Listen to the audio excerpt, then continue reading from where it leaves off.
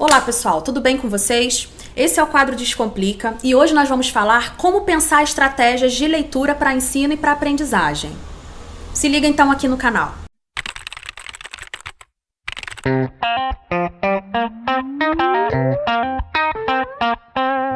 Hoje nós vamos falar dentro do tema da leitura.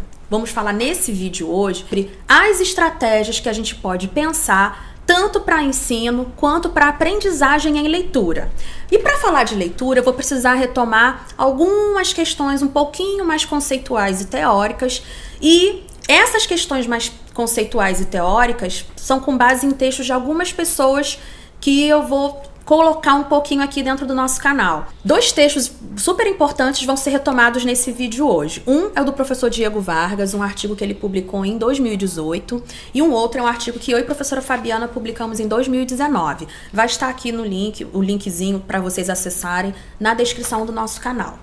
Bom, então, o que é leitura? Para a gente pensar em leitura, temos que pensar nesse tipo de ação, né, linguística, de ação de significação, a partir da noção de processo. É um processo de interação da própria pessoa com aquele material com o qual ela vai ter contato para poder produzir significados. Então, assim, primeira coisa básica que a gente tem que ter em vista é que a leitura é uma ação processual e é uma ação de significação. Bom, tem muitas coisas que a gente pode falar nessa relação da pessoa com a leitura, mas a principal delas, que eu queria destacar nesse nosso vídeo aqui, é que ela pode ser ensinada e ela pode ser pensada em termos de estratégias para qualquer atividade escolar. Então, como a leitura é essa atividade significativa, a gente precisa pensá-la como uma ação, né, em que a gente pode pensar o mundo,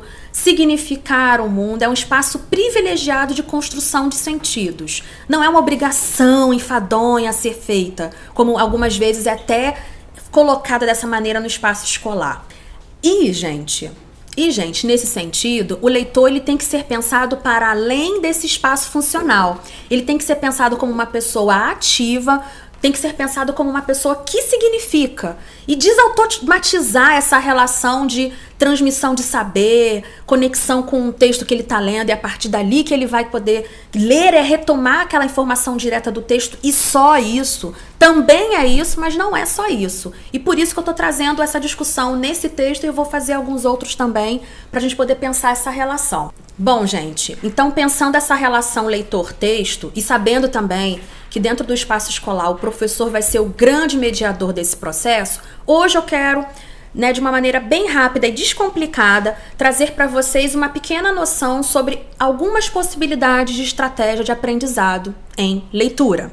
Então, vai ser uma pequena dica de estratégia de aprendizado, né, de leitura por etapas, em que ela pode ser uma ferramenta tanto para professores como também para alunos, nesse processo de construção autônoma, dinâmica, agentiva desse leitor sobre o que ele realiza quando lê.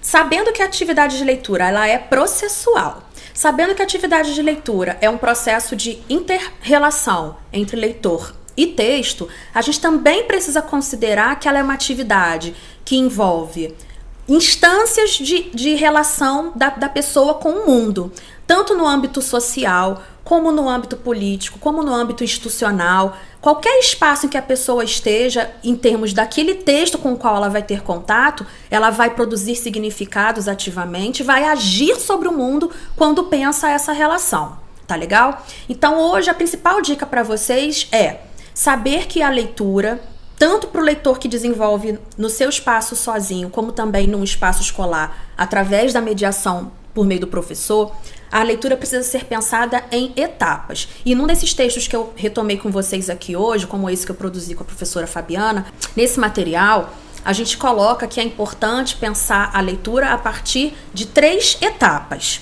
tá legal? Sabendo justamente esse processo construtivo dentro da escola e fora dela também. Então, a primeira etapa importante para a gente poder pensar o processo de ler é a etapa da pré-leitura, gente. Então, atenção, A pré-leitura, ela vai ser decisiva para todos os outros 2 estágios que vão ser desenvolvidos pela pessoa ao ler e pelo professor ao ensinar a ler. Sabendo que na pré-leitura, né, o professor e o próprio estudante, ele vai poder captar os conhecimentos prévios que vão ser relevantes para aquela atividade de leitura, nesse momento vai ser super legal pensar questões e pensar atividades que vão, no caso, a gente coloca como ativação de frames, colocar a questão de ativar conhecimentos, acionar esquemas de conhecimentos que vão ser importantes para as etapas posteriores. Então a pré-leitura ela vai ser super importante para essa entrada, para esse início do processo de ler. Então vamos para a segunda etapa. Passando esse processo de pré-leitura em que as pessoas podem tecer hipóteses, as pessoas podem pensar os objetivos de leitura, o próprio professor ele pode propor objetivos de leitura e fazer questões que façam o aluno pensar hipoteticamente as possibilidades daquele material que ele está lendo, seja na leitura de um título, seja na leitura do início do texto, seja através de visualizar uma obra de arte que seja um ponto de partida, um gancho para aquilo que vai ser lido. A segunda etapa, que eu chamo de etapa durante a leitura ou etapa de leitura, as questões que podem ser requeridas e estimuladas pelo professor ou as próprias ações que o aluno pode desenvolver no seu processo de ler vão estar diretamente relacionadas com a localização, com a identificação e a captura de informações do próprio texto para pensar no que ele está proporcionando naquela ação de ler.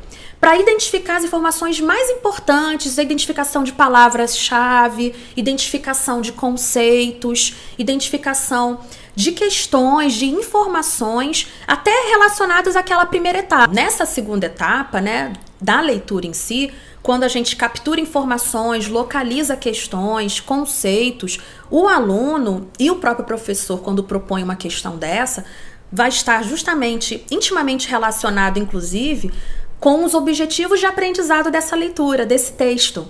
Então, quando ele propõe logo do início os objetivos de leitura, objetivos de ensino e de aprendizado, no momento de ler, essas questões elas vão servir para manutenção dessas informações ou para consolidação daquilo que já foi proposto na etapa anterior.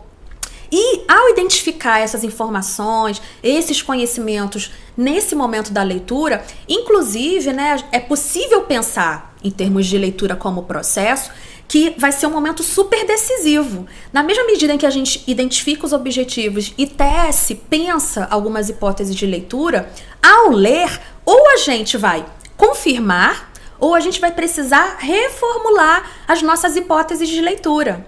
Tá legal? Então, pensando que a gente já acionou esquemas de conhecimento, ativou frames, pensou os nossos conhecimentos preliminares antes de ler, as hipóteses de leitura e os objetivos de leitura, o que a gente vai ler, por quê, com qual objetivo eu estou fazendo essa atividade.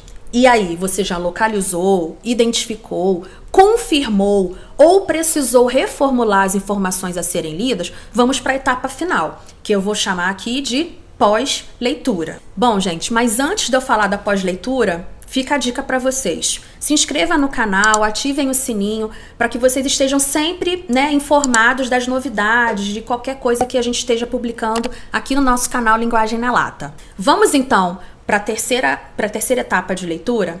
Então, pré-leitura, leitura, vamos para a pós-leitura. Depois de a gente fazer essas etapas todas que eu já descrevi aqui para vocês nesse vídeo, a etapa de pós-leitura ela vai ser de consolidação, de verificação daquilo que se aprendeu. Então, a partir do momento que o leitor ou o professor suscitou essas outras questões que eu já descrevi aqui, neste momento, da verificação da aprendizagem, nesta etapa, gente, nós vamos buscar tudo aquilo que a gente já identificou nas duas etapas da leitura para poder consolidar aquilo que a gente aprendeu. E também fazer a checagem dos objetivos, das hipóteses e das informações recolhidas para a manutenção da aprendizagem. Outra coisa muito legal da pós-leitura é a possibilidade de o professor pedir para este aluno uma produção autoral, em que ele consiga retomar todas as informações aprendidas sobre esse texto. E fazendo o retorno das etapas anteriores, é super importante para que o aluno também identifique, ou o leitor consigo mesmo, na sua ação autônoma, consiga identificar de uma forma mais agentiva que a leitura como processo de significação, ela se dá dessa seguinte maneira. Quando eu vou checar as hipóteses e checar os objetivos, as significações preliminares que eu imaginei para aquele texto também podem ser alteradas ou confirmadas. Então a gente percebe neste movimento, né, da própria leitura, o quanto ela é dinâmica, o quanto ela é produtiva e processual. Tudo bem? Então, vocês gostaram do vídeo de hoje? Fiquem ligados aqui no nosso canal, teremos mais novidades em breve. Tchau, tchau e descomplica!